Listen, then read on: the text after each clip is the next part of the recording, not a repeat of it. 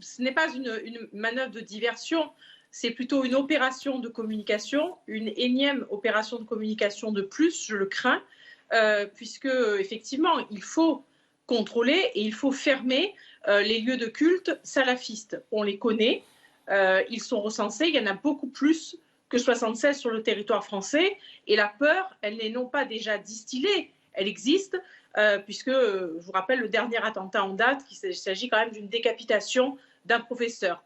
La haine, elle, est distillée effectivement dans ces mosquées par des prêcheurs de haine qui, pour la plupart, ne sont pas forcément ressortissants légaux sur le territoire français, qui devraient être expulsés. Il y a également des fichiers S.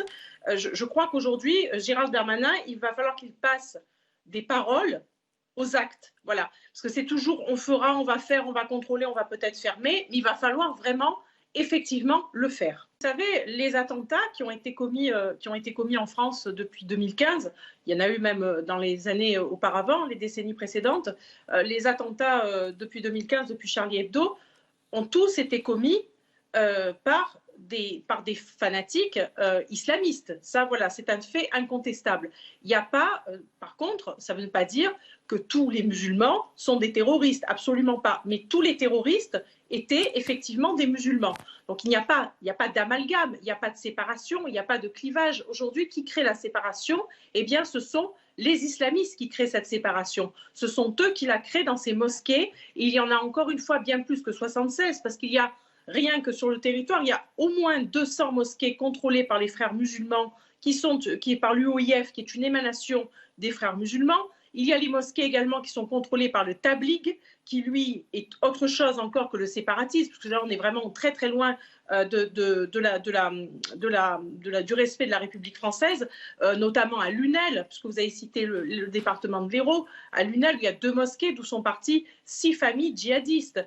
Vous avez à Marseille aussi la mosquée des Bleuets, vous avez la mosquée aussi du marché aux puces, qui sont des mosquées qui sont proches des frères musulmans, qui devraient être contrôlées, et en tout cas qui devraient être déjà, où des actions devraient être menées, puisqu'il y a eu déjà des enquêtes du Sénat, il y a déjà eu on les connaît ces terroristes, on sait qu'ils sont sur le territoire français, parce qu'au final, après toutes les enquêtes, on sait, ils ont été tous pistés, ils ont tous été détectés, donc ils sont connus.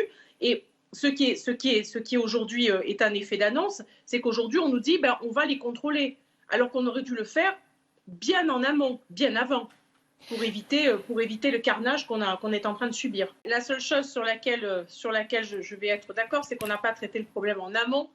L'amont, c'était de traiter déjà le problème de l'immigration massive, une immigration qu'on a laissé rentrer en France depuis des décennies, avec aujourd'hui, depuis quelques années, des gens qui sont clandestins, qui sont des demandeurs d'asile, des gens qui sont sur notre sol, qui n'ont rien à faire sur le territoire français, qui pour beaucoup sont justement prêchent des choses absolument effrayantes et haineuses contre la France dans ces mosquées. Donc je pense déjà que toutes ces luttes contre les islamophobies devraient un petit peu aussi, j'allais dire, se faire, leur voix devrait se faire un peu plus petite.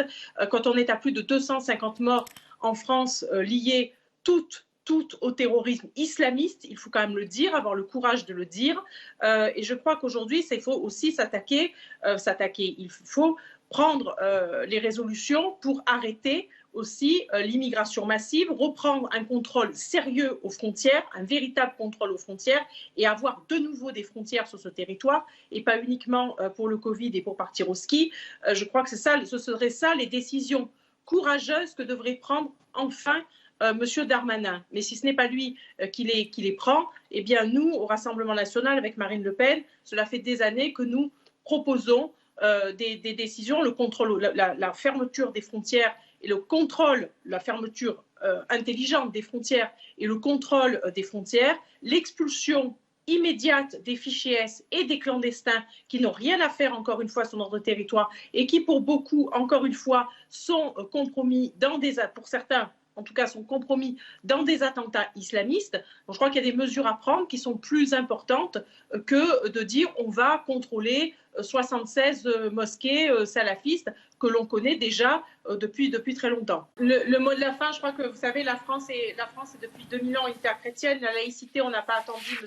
Bouama pour en parler. La laïcité, c'est déjà d'interdire le voile aussi dans les espaces publics. C'est déjà d'arrêter d'instrumentaliser l'idéologie islamiste à des fins politiques aussi. Et c'est surtout, je crois, à un moment donné, bien d'agir réellement et de moins, surtout d'élever, enfin de baisser un peu la voix quand on est avec des gens qui sont aujourd'hui dans ces mosquées, qui prêchent une véritable haine contre la France, contre la République, contre la laïcité, qui ne sont absolument pas intégrés ni assimilés à la République française et qui aujourd'hui viennent décapiter des enseignants. Je crois que c'est ça qui est la chose la plus effrayante.